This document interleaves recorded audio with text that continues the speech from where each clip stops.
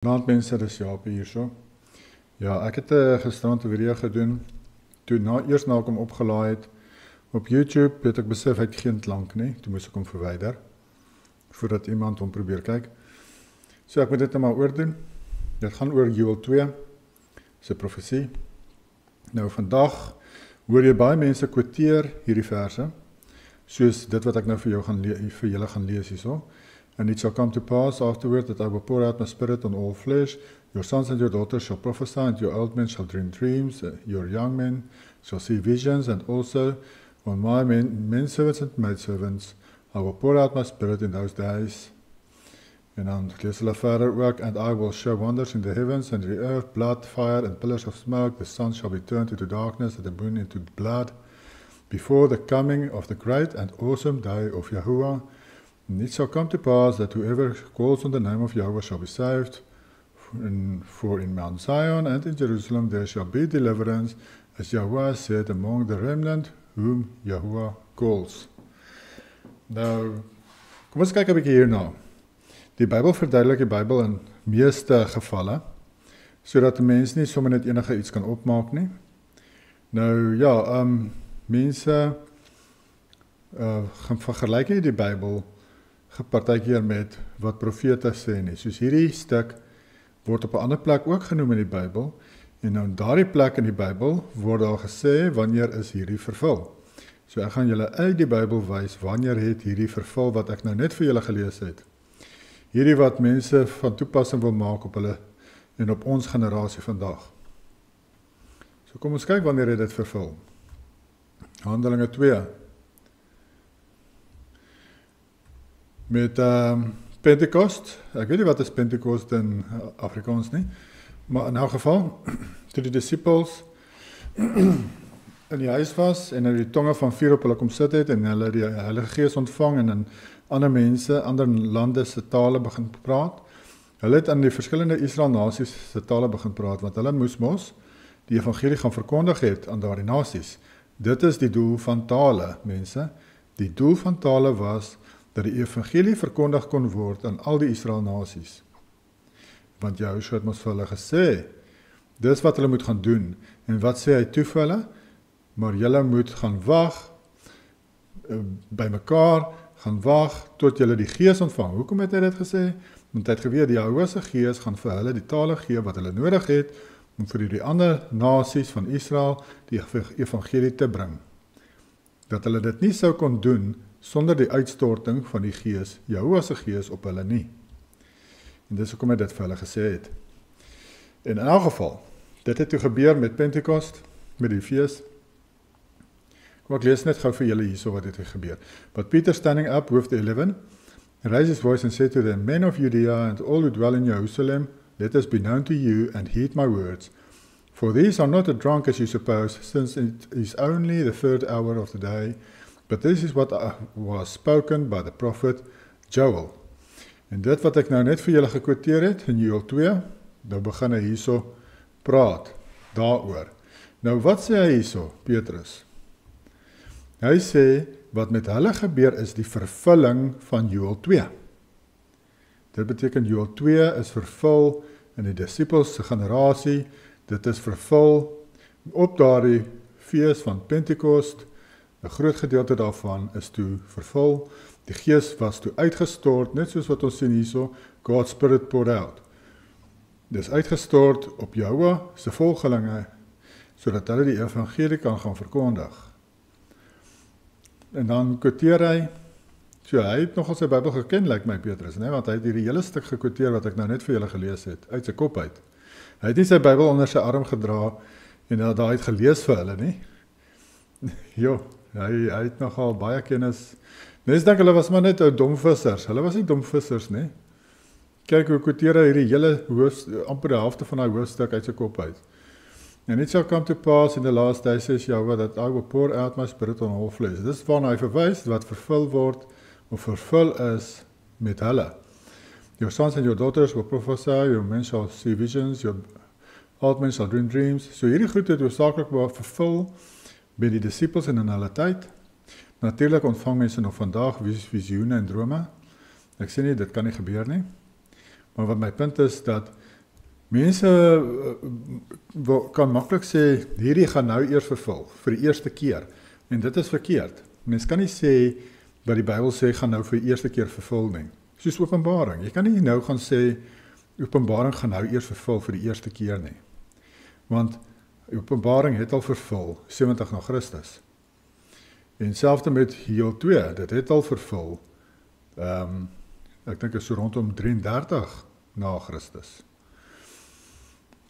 Nou kom ons lees verder, want van hierdie goed wat hy hierso sê, sou eers later vervul, wat hy hier quoteer, dit het nie daar en dan vervul nie, and on my men servants and maid servants I will pour out my spirit on those days, and they shall prophesy, I will show wonders in heavens above, signs on the earth beneath, blood, fire, vapors of smoke. Wat sê dit vir jou? Bloed, Jerusalem se destruction, wat gaan kom, Juda se destruction, dan verwys dit na vuur, vapor of smoke, dit verwys na vulkane. Nou, ek wil net hier noem, julle kan gaan kyk daaroor, het lyk my dat vulkane was nie baie bekend in daardie tyd, en dat dit eintlik nie regtig gebeur het in daardie tyd nie, want dit was half soos 'n nuwe ding vir hulle. En in die profesie word gepraat van vulkane wat uitbars, en dan, dis waaroor ek nou ook 'n bietjie wil noem vir julle, die vervulling van hierdie nog volgende vers, wat baie mense vandag wil sê, moet nog vervul. Maar ek gaan vir julle nou wys, wanneer het hierdie verse vervul. The sun shall be turned into darkness and the moon into blood, before the coming of the great and awesome day of Yahuwah. Nou hierdie great and awesome day of Yahuwah verwys na die 1000-jarige vrederyk. En die son wat verduister en die maan wat soos bloed lyk, kom ek wys vir julle wanneer dit vervul. The year 536 AD is often cited as one of the worst years to be alive, due to the massive volcanic eruptions that caused a volcanic winter, leading to widespread crops failures, famine, potential plagues, according to historians and scientists. Julle kan hieroor gaan oplees as julle wil.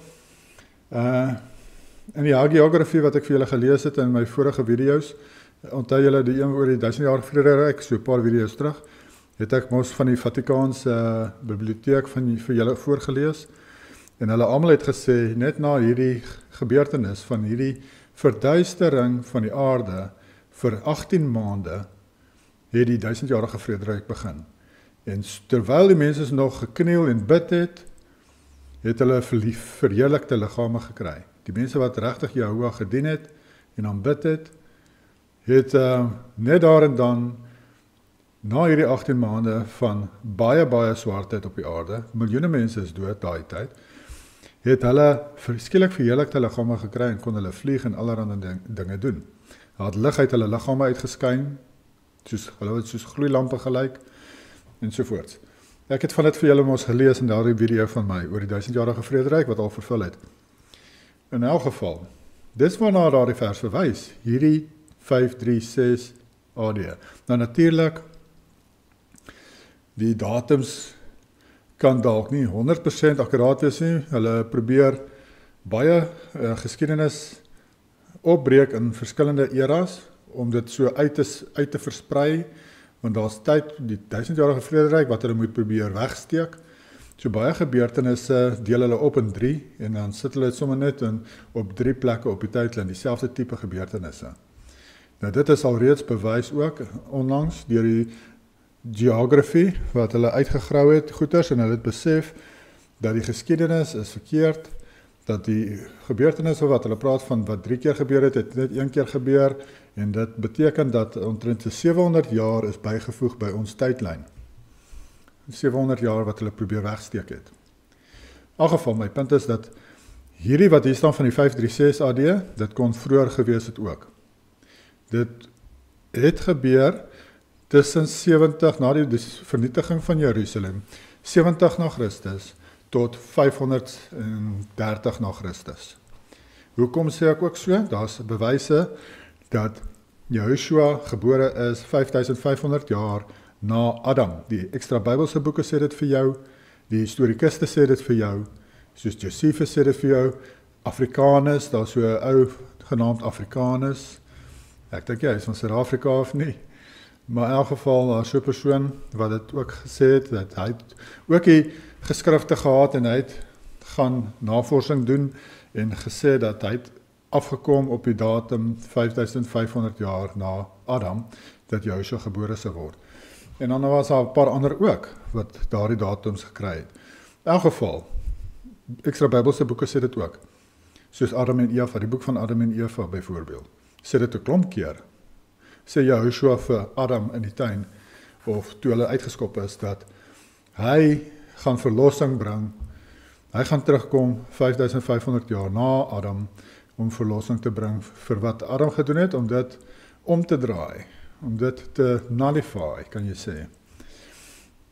Maar in elk geval, dit het toe so gebeur, Joshua is gebore 5500 jaar na Adam, so dit beteken 500 jaar na dit, sou die 1000-jarige vrederyk begin. So hierdie 536 is basically presies 6000 jaar na Adam. En dit is toe daar die 18 maande duisternis was, wat jy nou hier gelees het van, of gehoor het van, in Joël 2. Waar staan dit dan? Kom ons kyk wat, ek het mos hierdie kant gekyk. The sun shall be turned into darkness, and the moon into blood. Vir 18 maande het dit gebeur, en toe, before the coming of the great and awesome day of Yahweh, toe begin die 1000-jarige vrederyk. Dis wat hier staan, en dit is toe vervul 500 na Christus. Dis wat ek nou net vir julle gewys het. En dan hier vroeër wat hy gesê het, die blood and fire and vapor of smoke, blood is Jerusalem wat vernietig is in Israel, Juda, en dan ook Rome. Fire, vapor of smoke is ook dan die vulkane se uitbarsting, net soos wat ek nou net vir julle gelees het hierso. Worst years because of volcanic winter. Wêreldwyd het daar vulkane skielik uitgebars en dit het 'n verskriklike winter veroorsaak wat 18 maande gehou het. Alles het basically maar dood gegaan. Mense kon nie meer kos groei nie. Die son het nie meer geskyn nie. Die maan was rooi soos bloed. Net soos die Bybel sê, né? So hierdie goed is al vervul. Dit gaan nie vandag vervul nie. Dit het al vervul. Want party mense dink mos alles moet vandag vervul. Al hierdie profeseë moet skielik nou in ons generasie vervul. Dit maak mos nou nie sin nie. Mense moet mos kyk vir wie is dit geskryf. Hoekom is hierdie goed 2000, 3000 jaar terug geskryf as dit nou eers moet vervul? Dan sou dit mos nou geskryf wees vir ons. Dan hoef hulle mos nie nou 3, 4000 of 2000 jaar terug eers dit al geskryf het nie. As dit eintlik vir ons is nie. Of hoe werk dit? Dit maak ons nou meer sin. Maar in elk geval, kan julle sien hoe wonderlik dit inpas by wat gebeur het. Daardie verse, hoe perfek dit inpas by die geskiedenis. Wat ons lees in die geskiedenis, wat gebeur het. En dit het aangedui die 1000-jarige vrederyk se begin. Dis wonderlik. Dis awesome. En ons kan sien dat wat Petrus hier quoteer, het begin vervul daar met Petrus hulle se ontvanging van Jahwe se gees tot en met 500 na Christus. Dis wat hy daarvoor opgeset vir die mense uit sy kop uit, en dit is ook in daardie paar 100 jaar vervul. Natuurlik, ek dink nie dit was 500 jaar later voltooi nie. Ek dink dit was vroeër. Ek dink Rome was naaste by saam met Israel vernietig. Want Rome het mos Israel vernietig, die Jerusalem en die tempel en die mense doodgemaak. Maar net daarna dat Joshua Rome vernietig het en hulle verbrand het en hulle plekke verbrand het en hulle onder die grond begrawe het met die vulkaniese uitbarstings. Dis hoekom al daardie plekke onder die grond was, mense, want daardie vulkaniese uitbarstings se as het op die grond gaan lê en dan met tyd word dit grond. Dit bly nie as nie. Daar's 'n chemiese reaksie. Julle kan daaroor gaan opkyk as julle wil, dan word dit grond. En dis wat gebeur het, en nou grou hulle gate om iets te bou of so. Hier kom ons op die Romeinse geboue af en huisies af en baddens en toilette en allerlei goed wat onder die as lê van hierdie vulkane. Hierdie goed is al vervul. Hierdie goed het al gebeur. Ons lees dit mos nou hierso. Klomp vulkaniese uitbarstings rondom 536. En soos ek sê, ek dink dit selfs vroeër as dit. Toe Jahwe Rome vernietig het, nadat hulle Jerusalem vernietig het. Dis wat ek hier wou gesê het. En is daar nog iets? Ons kyk gou. Ek dink daar was nog iets. Ons lees gou hierdie laaste vers.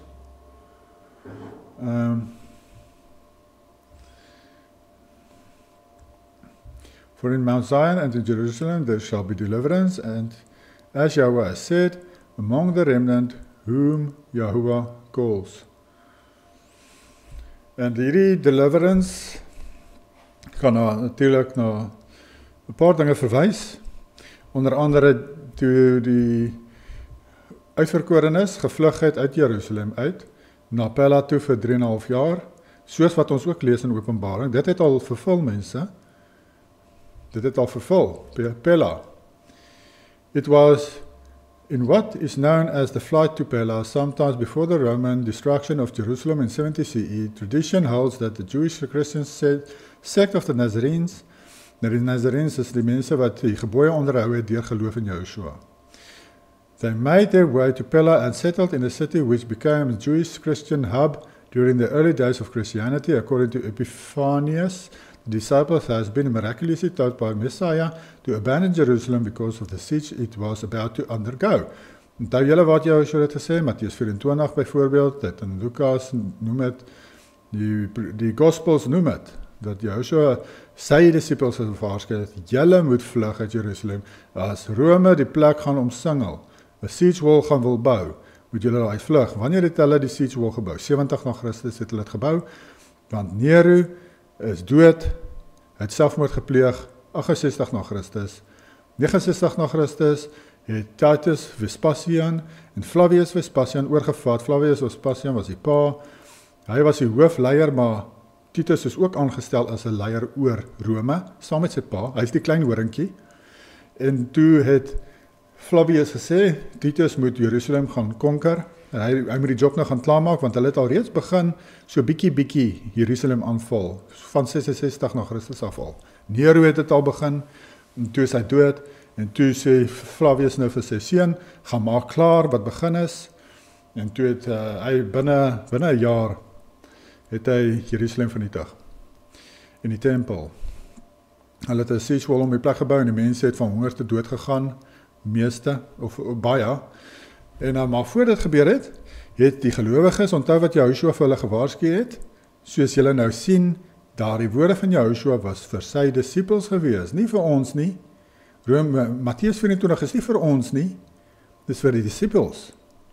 Want toe het hulle geweet, Joshua het ons gewaarsku, ons moet vlug, want hier omsingel hulle nie die stad, hier sit hulle hierdie ensigns, dis wat hulle het in Engels noem, dit is soos 'n stok met 'n afgod kop, bo op die stok, het hulle gaan sit by die tempel alreeds in Jerusalem, en die mense het baie ongelukkig geraak, en was kwaad, en toe die gelowiges dit sien, toe weet hulle moet vlug. En toe vlug hulle, want Joshua het maar gesê, as julle die abomination of desolation sien sit in die tempel, dan moet julle vlug, en dis wat toe gebeur het, hulle het gesien, die Romeine is nou, wat sê die Afrikaanse woord daarvoor, maar hulle het nou skielik baie guts, en hulle begin dinge doen wat hulle nooit voorheen gedoen het nie, hulle Engelse woord daarvoor, hulle is nou brazen, en hulle gaan sit sommer nou op die tempel area wat hulle nie eers mag gegaan het nie, het hulle sommer van hulle ensigns gaan sit vir die mense om te aanbid, en hulle het vir die mense sê, hulle moet dit begin aanbid, en die mense het natuurlik geweier, en was kwaad, en toe het die gelowiges geweet, kom, ons moet nou hier uitkom, mense, wat Joshua het gesê, dit is wat gaan gebeur, en dan moet ons vlug. Toe vlug hulle Pella toe vir 3,5 jaar. So dit is vervul, mense, dit is nie die tweede Exodus daai nie. Dit is vervul in Joshua se disippels se dae. En so het die meeste van Openbaring vervul in Joshua se disippels se dae. Nie vandag nie. Die gebeurtenisse van Openbaring 20 tot 22 vervul in ons tyd. Dit is meer as 1000 jaar na wat gebeur het met Jerusalem. Maar ja, dit wat ek wel genoem het hierso. Van Pella, hier sê hy ook, if you studied first century history, you're probably familiar with the story about the followers of Messiah, who fled from Judea to Pella, just before the Jewish-Roman War began in AD 66. Soos ek sê, van 66, Nero, hy het al begin die Israeliete aanval in Jerusalem en so aan 'n bietjie. Nou nie regtig in volle swang nie. En maar alles het in volle swang gegaan van 69 na Christus af, na die dood van Nero. Want daar was mos eers 'n burgeroorlog toe in Rome gewees vir 'n ruk. Toe die kop het mos 'n besering gekry van die draak, want hy hele die draak met die koppe en die een kop is toe 'n dodelike besering gekry, maar toe kom maar 2 koppe in sy plek op, né? Dit was toe Flavius en Titus Vespasian. En toe is hulle weer sterk, die draak, en toe val hy Jerusalem aan. En daai draak, of daai monster wat na verwys word, daar is Rome. En die koppe is die leiers. Kop met die wond is die Nero wat selfmoord gepleeg het. The story of the flight was told by early church leaders including Eusebius, Epiphanius and Remigius, and perhaps also Josephus. They obeyed the words of Joshua. Hier sê hy ook hierso. Hulle het die woorde van Joshua gehoorsaam deur te vlug na Pella toe. In Matteus 24 vers 15 tot 21, Markus 13 vers 14 tot 19, Lukas 21 vers 20 tot 23. Hierdie goeters is vervul, mense, wat hierdie verse is vervul in die disippels se tyd. And were protected in the wilderness for 3.5 years, soos wat hulle lees in Openbaring 12 vers 14. Hierdie Openbaring 12 vers 14 is vervul in daardie tyd, 70 na Christus. Nie nou vandag nie. See this post, okay, dan sê see this post for more details. Nou geval, ek het vir julle gelees het hierdie. So, as mense 'n bietjie na die geskiedenis gaan kyk, dan besef mense maar, ek lees dan Openbaring in hierdie geskiedenisboeke. Soos Josephus, baie van wat hy praat, is ewe beeld van wat gebeur het in Jerusalem, of wat die Bybel van praat, wat mens lees in Openbaring. Dis 'n ewe beeld daarvan. Want hy verduidelik ons in die Jewish Wars, praat hy ons daarvan, van wat het gebeur met Jerusalem en die tempel en met Israel. En dit is soos dieselfde as wat Openbaring sê, in baie opsigte. En so kan mens sien dat Openbaring het vervul. Natuurlijk het Johannes apokaliptiese taal gebruik met die geskryf van Openbaring, want hy was in die tronk. Hy was sy brief uitkry uit die tronk uit. Hy wil nie die wagte met die brief sien en sê, hier praat hy van ons, hier praat hy van Caesar, hier praat hy van Nero wat doodgemaak word, hier praat hy van hierdie ou wat kom, hier praat hy van hoe die 10 leiers van Israel kan regeer vir 'n kort rukkie en al hierdie geheime. Hulle gaan ons nie toelaat dat daardie brief daar uitgaan en na die kerke toe kan gaan nie. Johannes moes in apokaliptiese taal praat. Hy moes alles verwys deur ander dinge, soos die draak, soos monsters, soos die ding met 7 koppe. Hy het nooit die regte name vir die goeters gebruik nie, want hy wou hê dit moet kan gaan na hierdie kerke toe, en hulle sal verstaan wat hy sê. Hulle ken die Bybel, hulle weet wat die Bybel van praat, as hy praat van die dier met die koppe. Hulle sal weet, dis Rome. Hulle sal weet, wie is Babylon? Hulle sal weet, dit is Jerusalem. Hulle sal weet, wie is Mystery Babylon, want hy verduidelik daar wat sy klere dra Mystery Babylon. Dan weet hulle, dis die priesters. Ja, hulle dra daar die klere. En so aan. En dis hoekom hy dit in daardie, ek sukkel om die Afrikaanse woorde wat ek het te kry so, en het so amper soos 'n geheime taal. Hy het so met sulke metafore en goed gebruik. Hulle noem dit maar apokaliptiese taal. Maar in elk geval, nou gaan mense en dan sit hulle en dan vat hulle apokaliptiese taal, wil hulle probeer nou laat vervul in ons tyd, en hulle maak enige nonsens op om te wys dat dit nou moet vervul. Maar dit is nie die doel gewees daarvan nie. Hy het dit so geskryf, sodat die brief by die 7 gemeentes kon uitkom. Want hy het in die tronk gesit op Patmos. Ag nie Patmos nie, waar was hy op? Is op Patmos, nee. Ja, ek dink so. Maar hy was in die tronk. So ja. In elk geval mense, ek dink Nero het hom nog in die tronk gegooi voor sy dood. En ja, so Johannes het dit geskryf natuurlik voor die destruction van Jerusalem en die tempel. En daar is 'n vermoede dat hy dit geskryf het so 63 na Christus. So 63, tussen 63 en 65 na Christus. En ja, ek sal nog, as ek tyd kry, in die toekoms Openbaring deurgaan met julle, en dan kan ek meer breedvoerig daaroor praat. Die Openbaring is nie maklik om te verstaan nie, want soos ek sê, hy het apokaliptiese taal gebruik met Openbaring. En ja, mens moet nogal baie van die geskiedenis weet en so, en ek gaan ook maar verwysings doen na verskillende boeke wat daaroor geskryf het al, om vir julle te kan verduidelik die dieper of wat hy probeer sê het. Maar in elk geval, dit wat hy gesê het, is goed wat vervul het in daardie tyd van die disippels en van Jerusalem, die tweede tempel en stad. Nie 'n derde tempel en stad nie, want daar is nie, die Bybel praat nie van 'n derde tempel en stad nie. Maar in elk geval, dis wat ek hier genoem het oor hierdie profesie wat vervul het. En goed gaan daar. Geniet julle dag. Bye.